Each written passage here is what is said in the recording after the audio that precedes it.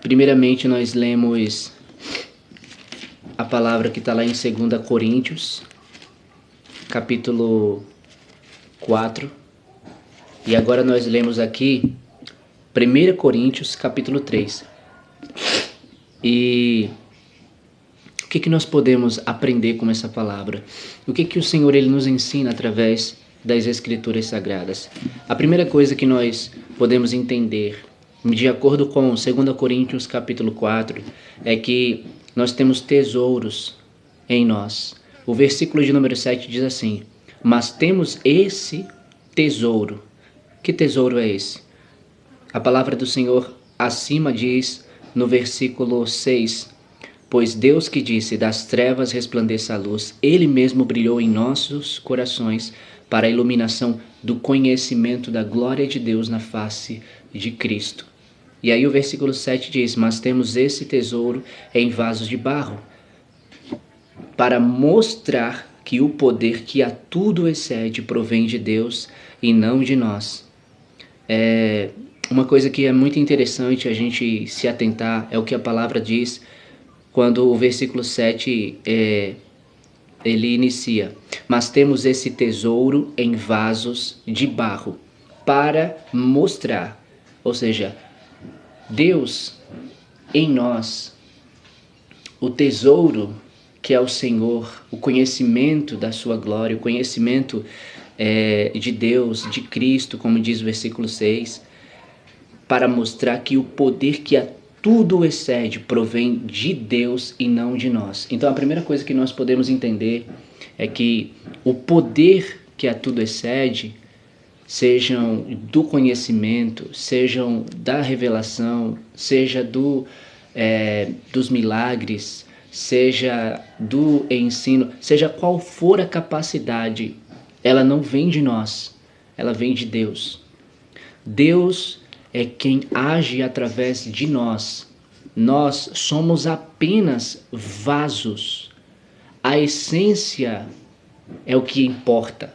O vaso, ele não é o importante, porque o vaso ele só serve para carregar alguma coisa. Mas o que está dentro do vaso é que é o importante.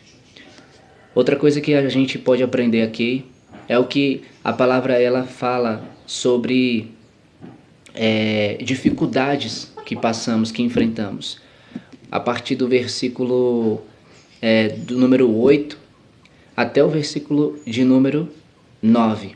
Ele fala sobre prisão, perplexidade, perseguição. E fala também sobre abandono. Mas em cada uma dessas coisas ele diz que não fica desanimado, que não fica desesperado, que não fica abandonado e nem abatido.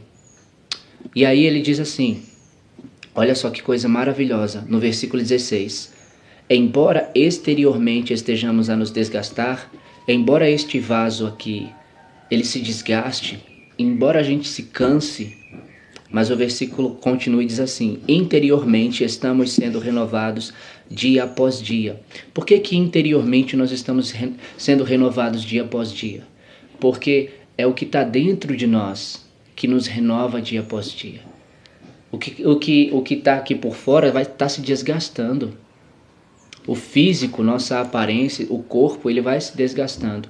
Mas o que a palavra diz claramente, que interiormente estamos sendo renovados dia após dia, porque o Espírito Santo habita em nós, dentro de nós, como a palavra diz claramente, em nosso coração. O versículo 6: das trevas resplandeça a luz, Ele mesmo brilhou em nossos corações para a iluminação do conhecimento da glória de Deus na face de Cristo. Então, Deus enviou o seu Espírito Santo. O seu Espírito Santo, ele veio, e quando ele veio e ele entrou nos corações, ele batizou, ele selou as pessoas que o receberam, ele fez morada dentro. Assim como Jesus disse, eu e o Pai viremos e faremos morada nele. Então, o corpo é apenas um vaso, mas a essência que está dentro desse vaso é o que importa.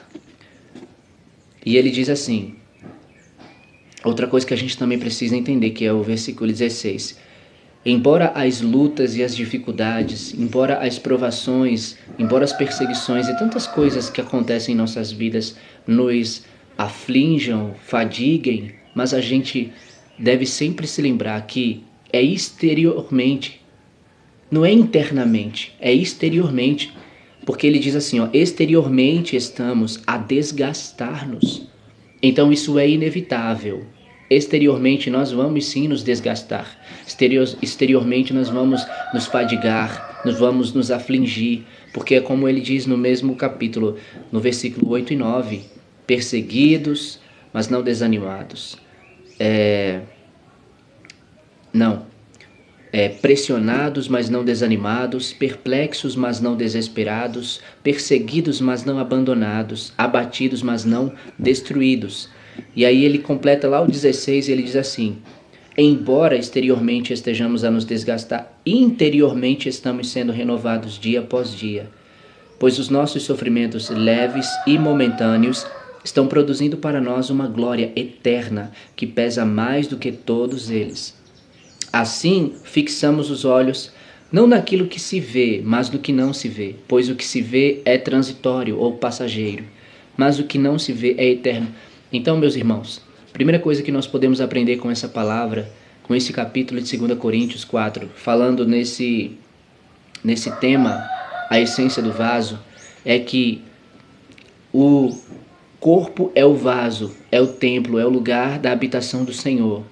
Mas o que importa e o que é valioso é o que está dentro do vaso. O versículo 7 diz, para mostrar que o poder que a tudo excede provém de Deus e não de nós. Então, primeira coisa, precisamos entender que o poder ele não flui de nós. O poder não vem de nós. Não é porque a gente ora, não é porque a gente lê a palavra, não é por um jejum, não é por uma consagração, embora todas essas coisas nos conectem, nos enxertem ainda mais, nos liguem, nos unam, nos aproximem mais e mais de Deus, isso nos fortaleça e isso nos torne mais parecidos com Ele. Isso nos transforma, nos renova, ainda que, mas precisamos sempre lembrar que Ele é a fonte. Nós, quando fazemos todas essas coisas, estamos indo buscar na fonte.